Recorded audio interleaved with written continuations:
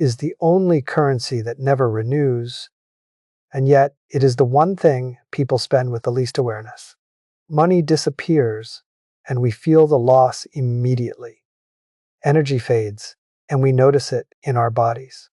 But time vanishes quietly, without sound, without resistance, and without permission. Every morning it is handed to us, fresh, and every night it is taken back, whether we used it well or not. What makes this dangerous is not that time is limited, but that it feels unlimited when we are young and even when we are not. The illusion of abundance is what encourages waste, delay, and comfort, and it is also what creates regret later on.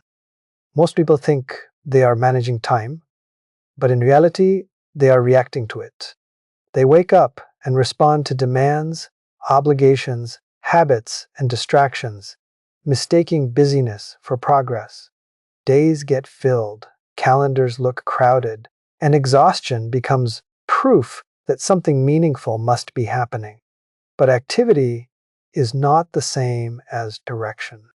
You can spend years moving fast and still end up exactly where you started, only older and more tired. Time does not reward motion, it rewards intention, and intention is rare because it requires clarity and responsibility.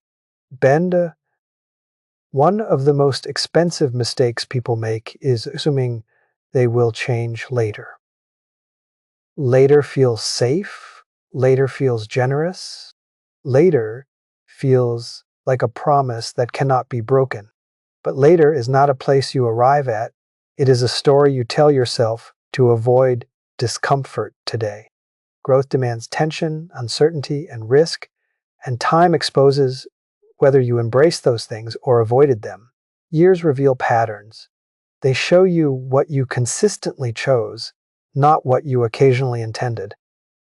Time keeps records with brutal accuracy. People often say they wasted time, but time itself cannot be wasted. Only life can be wasted. Time simply passes. What is wasted is the opportunity to become who you could have been during that passage. This is why regret hurts so deeply. Regret is not about age, it is about awareness arriving too late. It is the moment you finally understand what was possible, paired with the realization that the window to act has narrowed or closed, that pain does not come from failure, it comes from delay. When time is the only currency that never renews, and yet it is the one thing people spend with the least awareness. Money disappears, and we feel the loss immediately. Energy fades, and we notice it in our bodies. But time vanishes quietly, without sound, without resistance, and without permission. Every morning it is handed to us, fresh, and every night it is taken back, whether we used it well or not. What makes this dangerous is not that time. The cruel part is that time does not give refunds. You cannot reclaim the years you spent shrinking yourself to fit other people's expectations. You cannot recover the seasons you lived on autopilot. You cannot renegotiate with the mornings you wasted waiting for motivation instead of discipline. Once time passes, it becomes memory, and memory cannot be edited, only interpreted. This is why older people speak with urgency, not because they fear death, but because they finally understand life. There is also a misunderstanding that valuing time means living in constant pressure or panic. It does not. Respecting time means aligning your days with what matters before life forces the alignment through loss or limitation. It means understanding that saying no is often more productive than saying yes. It means choosing depth over speed, direction over noise, and long-term meaning over short-term relief. Time rewards those who choose deliberately, not those who rush blindly. Many people assume they will recognize the most important moments when they arrive. They won't. The most important moments often look ordinary while they are happening. They look like routines, conversations, practice, patience, and quiet persistence. Time does not announce turning points. It disguises them as repetition. Only later do you realize that those unnoticed days were shaping your entire future. This is why presence matters. Attention is how you honor time. Time is a currency, then awareness is the exchange rate. The more aware you are, the more value you extract from each day.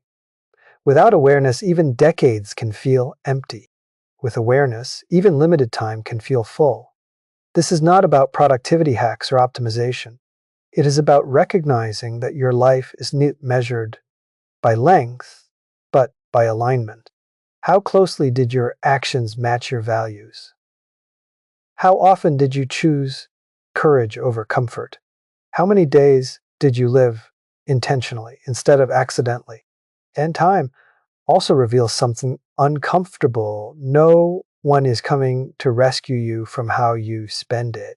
Then blame fades with age because eventually you see that most of your life was shaped by choices you made when no one was watching.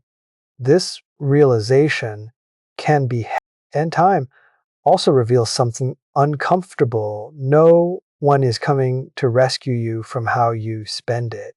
Then blame fades with age because eventually you see that most of your life was shaped by choices you made when no one was watching.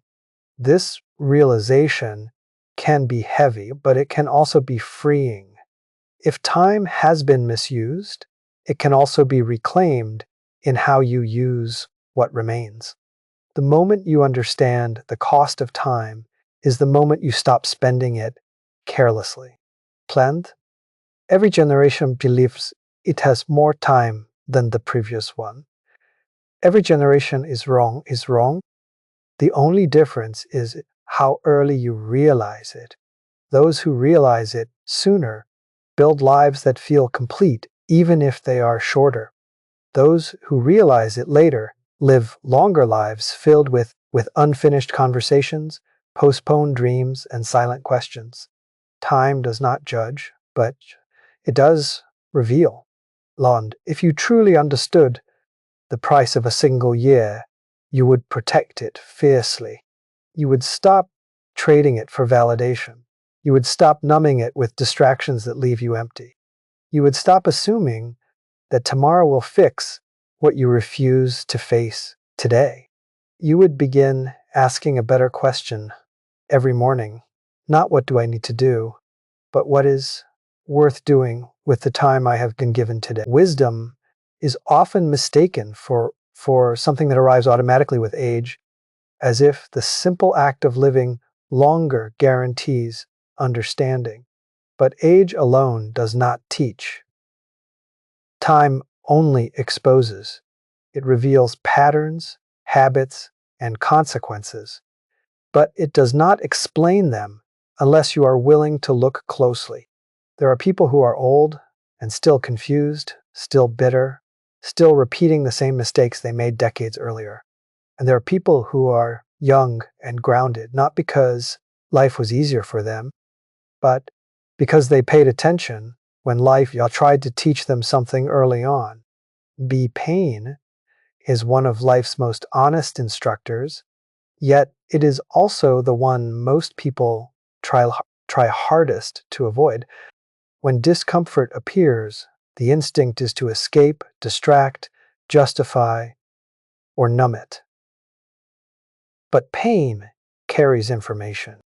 It shows you where your boundaries are weak, where your values are unclear, and where your choices are misaligned with who you want to become. Wisdom begins the moment you stop asking why this is happening to me and start asking what this is trying to show me. That shift does not require age. It requires humility. Most lessons repeat themselves until they are learned. People change jobs, relationships, cities, and routines, yet find themselves facing the same frustrations in different forms. They assume the problem is external, but time reveals the common denominator. Life does not punish, it reinforces. It applies pressure to the same areas again and again, hoping you will notice the pattern. Wisdom is recognizing repetition as instruction rather than bad luck. Those who learn early shorten their suffering. Those who resist understanding extend it across decades. Then there is a particular kind of pain that comes from ignoring small warnings, a quiet dissatisfaction, a subtle unease, a sense that something is off but not urgent. These signals are easy to dismiss because they do not hurt enough to demand change. So people stay, they tolerate, they adapt. And years later, the pain becomes louder, heavier, and harder to escape. What once whispered now demands attention through burnout, resentment, or regret. Wisdom is learning to listen when the voice Dab Andy. Many people believe wisdom comes from knowing what to do. In reality, it often comes from understanding what not to do.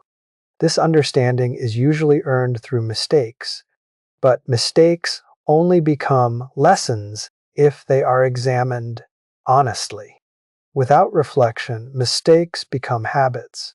Pain becomes identity, and people begin to wear their wounds as proof of depth rather than signs of unresolved learning. True wisdom is quiet. It does not announce itself. It shows up in restraint, discernment, and better choices under pressure. Blend, one of the hardest lessons life offers, is that effort alone is not enough. You can try very hard at the wrong things and still move further away from peace and fulfillment. Pain often reveals this truth. It exposes where ambition is driven by fear rather than purpose, where loyalty becomes self-betrayal, and where persistence turns into stubbornness. Wisdom is knowing when to continue and when to let go, and that distinction is rarely taught. It is felt, often through loss. People who learn early develop a different relationship with failure. Failure becomes feedback rather than a verdict. Instead of defining themselves by what went wrong, they study it. They ask what assumption was incorrect, what expectation was unrealistic, what belief needs updating. This approach transforms pain into progress, prevents bitterness. Those who do not learn early often protect their ego by blaming circumstances or others, and in doing so, they miss the lesson and guarantee its return. Balian. There is also a misconception that wisdom makes life easier. It does not. It makes life clearer. Clarity can be uncomfortable because it removes excuses. When you see your patterns clearly, you can no longer pretend you are unaware. You know which relationships drain you, which habits sabotage you, and which fears are holding you hostage. Wisdom does not eliminate difficulty, but it prevents unnecessary suffering. It teaches you the difference between pain that grows you and pain that another truth pain teaches early is that no one is immune to consequences. Good intentions do not cancel poor decisions. Love does not replace boundaries. Hope does not substitute for action. Life responds to behavior, not wishes. This realization can feel harsh, but it is also empowering. Once you accept that outcomes are largely shaped by choices, you regain agency. Wisdom lives in that acceptance. It is the understanding that while you cannot control everything, you are never as powerless as you think. Lenda. Those who pay attention early also learn that wisdom is is not about having answers, but about asking better questions. Instead of asking, how do I avoid pain? They ask, what is worth suffering for? Instead of asking, why me? They ask, what now? These questions shift focus from victimhood to responsibility, from reaction to intention. Over time, this mindset compounds into maturity that feels steady, rather than rigid. Ambida. The tragedy is not that life is painful. The tragedy is that so many people endure the same pain for decades without extracting its meaning. They survive, but they do not integrate. They age, but they do not deepen. Wisdom is what happens when experience is digested rather than merely accumulated. It is the result of attention, honesty, and courage applied consistently over time. Jand, if you are willing to listen, life begins teaching immediately. It teaches through disappointment, through friction, through moments that do not go as planned. You do not need to wait 50 years to understand what matters. You only need to stop running from discomfort long enough to hear what it has been trying to tell you all along. Fear of judgment is one of the most powerful forces shaping human behavior, yet it rarely announces itself clearly. It disguises itself as politeness, practicality, patience, or responsibility. It convinces people that they are being mature when in reality they are being careful in ways that slowly erase their individuality. From a young age, most people learn that acceptance feels safer than authenticity, and approval feels more rewarding than honesty. Over time, this conditioning becomes so natural that many no longer recognize fear as the driver behind their decisions. And judgment feels dangerous because humans are social beings. For most of history, rejection meant isolation, and isolation threatened survival. That ancient wiring still lives in the modern mind. Even though a critical comment can no longer end our existence, the nervous system reacts as if it could. This is why a raised eyebrow, a dismissive tone, or imagined disapproval can silence dreams before they ever become actions. People do not abandon their ambitions because they lack ability. They abandon them because they cannot tolerate the discomfort of being misunderstood. And what makes fear of judgment particularly destructive is that it is usually based on assumptions rather than reality. Most people are not as focused on your choices as you believe. They are preoccupied with their own insecurities, their own image, their own fear of being judged. Yet the mind invents an audience that is always watching, evaluating, and keeping score. This invisible jury becomes powerful enough to dictate careers, relationships, lifestyles, and even personalities. Slowly, people begin performing versions of themselves that feel acceptable rather than truthful. Plengda, living under this fear, creates a quiet exhaustion. It takes energy to maintain an image that does not align with who you really are. Every decision becomes filtered through the question of how it will look instead of how it will feel or where it will lead. Over years, this disconnect builds resentment, not only toward others, but toward oneself. People sense that they are capable of more, yet feel trapped by expectations they never consciously agreed to, but continue to obey. One of the cruel ironies of fear of judgment is that it promises safety, but delivers stagnation.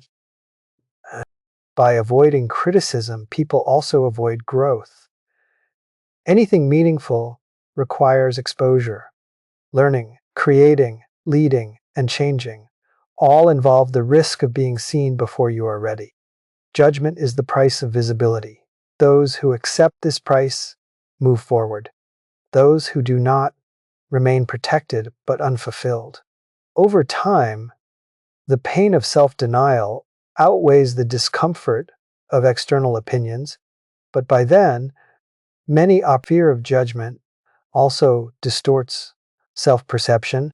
When you constantly adjust yourself to fit in, you lose clarity about who you are. Preferences blur, values weaken. Decisions are made by consensus rather than conviction. This makes people highly responsive to trends and approval, but disconnected from inner direction. Without a stable sense of self, confidence cannot develop. What looks like insecurity is often the result of living according to borrowed standards. And many people wait for permission to be themselves. They look for validation from family, society, or authority figures before taking steps that feel true to them. But permission rarely arrives, and if it does, it often comes too late. Life does not issue certificates for courage. It simply presents moments that ask for it. Those moments pass whether you answer or not. Fear of judgment keeps people waiting for the right time, the right reaction, the right support, until time quietly removes the choice. Bend. There is also a deeper cost that emerges later in life. As external judgment loses its power with age, internal judgment grows louder. People begin judging themselves for the risks they never took, the truths they never spoke, and the lives they never allowed themselves to live. This self-judgment is harsher than anything others could have imposed because it is informed by hindsight. It knows exactly what was possible. It knows which fears were exaggerated and which sacrifices were unnecessary. Amongst breaking free from fear of judgment does not mean becoming indifferent or reckless. It means recognizing the difference between feedback and fear. Not all opinions are equal. Some come from experience and care. Others come from insecurity and projection. Wisdom is learning which voices deserve consideration and which can be acknowledged without obedience. When this distinction becomes clear, judgment loses its grip. You no longer confuse disapproval with danger. Courage, in this context, is not loud or dramatic. It is often quiet and internal. It is the decision to choose alignment over approval, even when no one applauds. It is the willingness to be disliked for being honest, rather than liked for being false. Each small act of authenticity builds resilience. Over time, the nervous system learns that judgment is survivable. What once felt threatening becomes manageable, then irrelevant. People who free themselves from fear of judgment experience a shift in how they relate to others. Relationships become more honest. Boundaries become clearer, and energy previously spent on impression management becomes available for growth and contribution. Life feels less performative and more intentional. This does not eliminate criticism, but it changes its impact. Opinions no longer define identity. At the end of life, very few people regret being judged. They regret being silent, compliant, and absent from their own story. Fear of judgment does not protect you from pain. It only delays it. The difference is that delayed pain arrives heavier, layered with regret and awareness. Choosing authenticity earlier may invite discomfort, but it also creates a life that feels lived rather than merely endured, and that trade is one most people wish they had made sooner. Success is often presented as a product of talent, luck, or rare opportunity, but this belief is comforting more than it is accurate. It allows people to admire achievement from a distance without examining their own habits. Talent makes beginnings easier, but it does not sustain momentum. Luck may open a door, but it does not keep you in the room. What carries people forward, especially over long periods, is consistency guided by clarity. Without clarity, effort scatters. Without consistency, clarity remains theoretical. Together, they turn ordinary ability into uncommon results. Many people work hard yet feel stuck because their effort lacks direction. They are busy, exhausted, and committed, but not aligned. Clarity is knowing what you are aiming for and why it matters to you, not to others. It is the internal agreement between your values and your actions. When this agreement is missing, even impressive achievements feel hollow. You can reach milestones and still feel restless because you were climbing the wrong mountain. Clarity does not come from pressure or comparison. It comes from honest self examination and the courage to admit what you actually want. Once clarity exists, consistency becomes meaningful. Repetition without purpose becomes routine. Repetition with purpose becomes progress.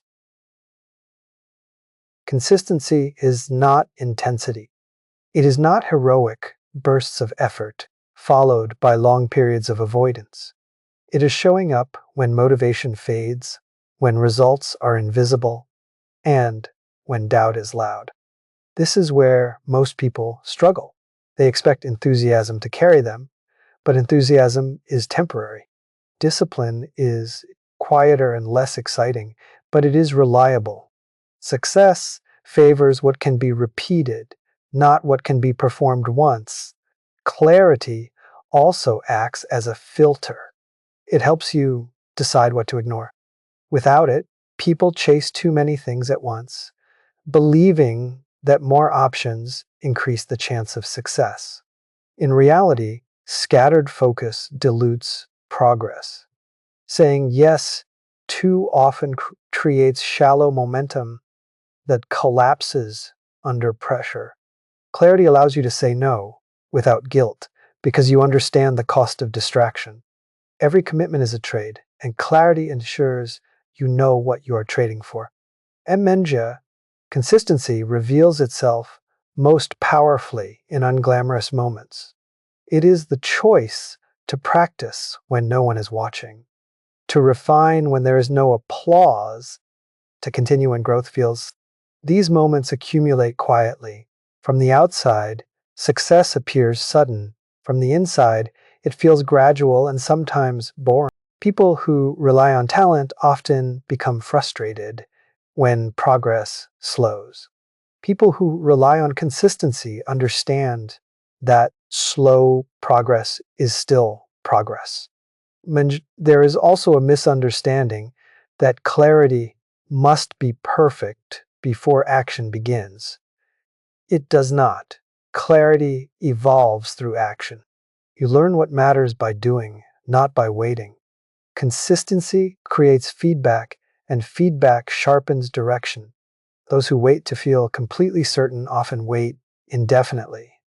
Those who move with imperfect clarity adjust as they go. Success belongs to those who refine, not those who hesitate. Another overlooked aspect is that consistency builds identity. Each repeated action becomes a vote for the type of person you believe yourself to be. Over time, behavior shapes self-trust. When you do what you say you will do, confidence grows naturally. Not the loud confidence of ego, but the quiet confidence of reliability. This self-trust becomes a stabilizing force during setbacks. When results falter, identity holds. You continue not because you feel confident, but because you know who you are. Clarity also protects against comparison. When you know your direction, other people's timelines lose their power. You stop measuring your progress against standards that were never meant for you. This reduces anxiety and increases persistence. Consistency becomes easier when you are not constantly questioning whether you should be somewhere else. You understand that your path is not meant to look impressive, only meaningful. Clarity also protects against comparison. When you know your direction, other people's timelines lose their power. You stop measuring your progress against standards that were never meant for you. This reduces anxiety and increases persistence. Consistency becomes easier when you are not constantly questioning whether you should be somewhere else. You understand that your path is not meant to look impressive, only meaningful. Failure plays a different role under consistency. Instead of being a signal to stop, it becomes information. Adjustments are made without abandoning the process. Many people quit not because they failed, but because they expected success to feel different. They confuse discomfort with wrongness. Consistency teaches patience. It reframes struggle as part of the process rather than evidence of inadequacy. Clarity also changes how success is defined. Instead of chasing external validation, success becomes progress toward alignment. This does not mean ambition disappears. It becomes more grounded. Goals remain, but they are supported by daily systems rather than distant hopes. Consistency turns ambition into structure. It transforms intention into habit. In the long run, success is less about dramatic breakthroughs and more about sustained behavior.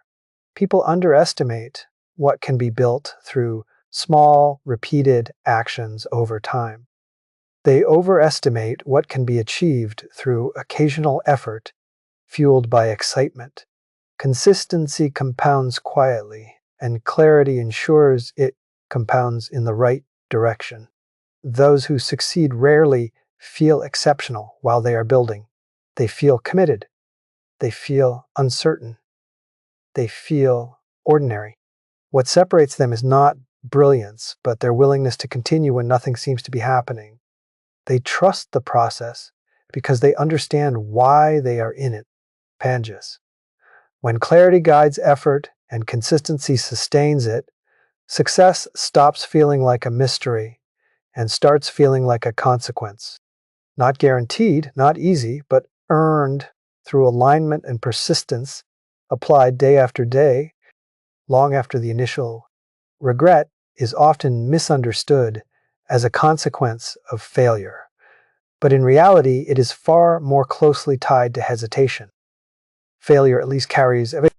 It proves that you tried, that you stepped forward. Regret, on the other hand, grows in the empty space where action should have been. It is the quiet ache of knowing that something mattered to you, and you chose not to move. With time, that ache does not fade. It sharpens, because clarity increases as options decrease. Most people fear failure because it feels public and immediate. Regret feels distant and abstract when you are young, which makes it easy to ignore. It has no deadline, no obvious warning signs. You assume you can address it later. But regret accumulates silently. It builds from every conversation you avoided, every risk you postponed, every truth you swallowed to keep the peace. Years later, those moments form a pattern, and the pattern becomes a story about the life you did not live. Failure teaches quickly, it forces adjustment, it humbles and redirects. Even painful failures usually come with lessons that can be applied while there is still time to change course. Regret teaches nothing new.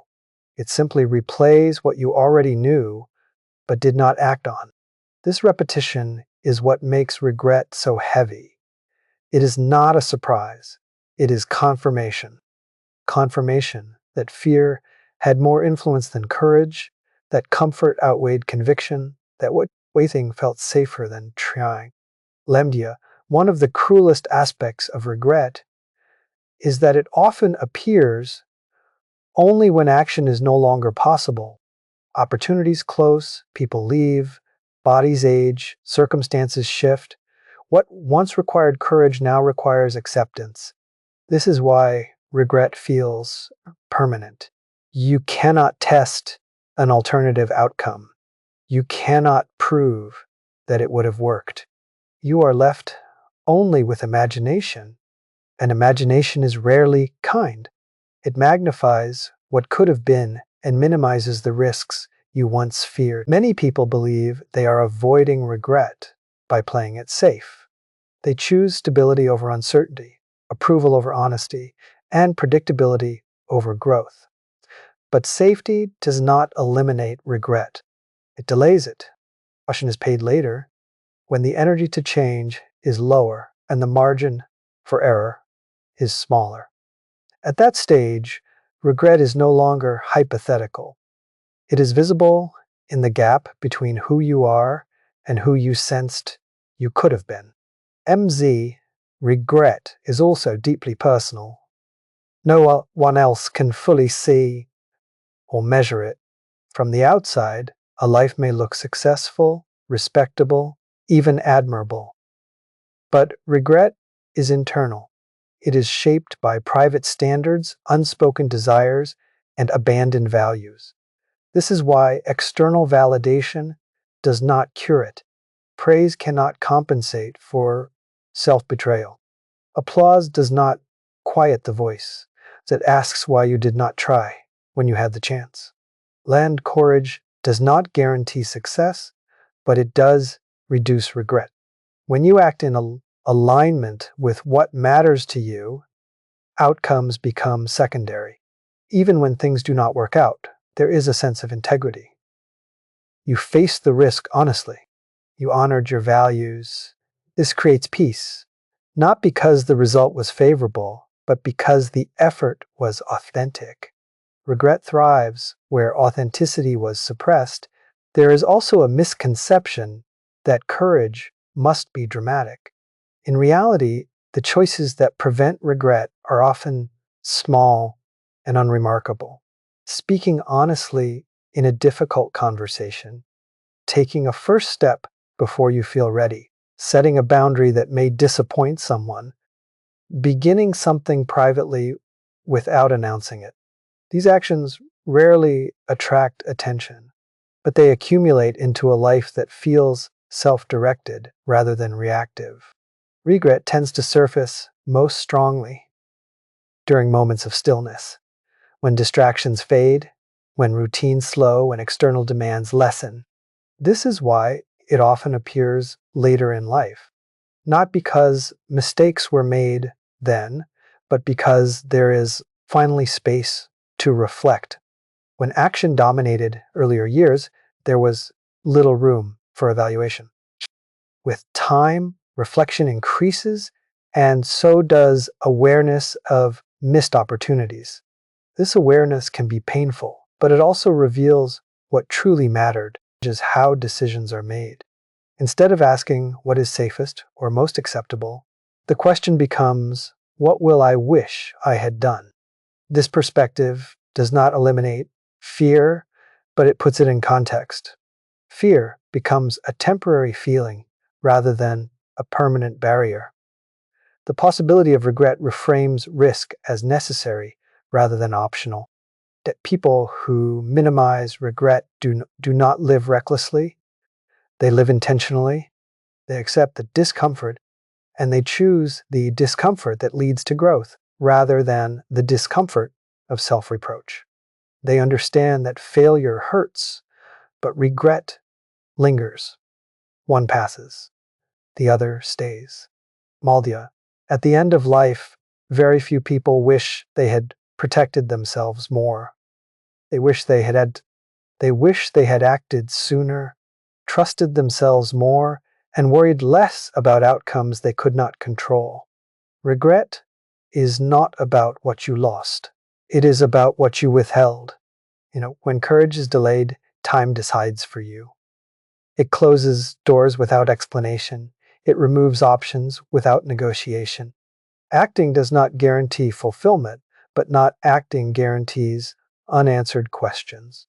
Regret is the echo of those unanswered questions, repeating not because you failed, but because you never stepped forward to find out.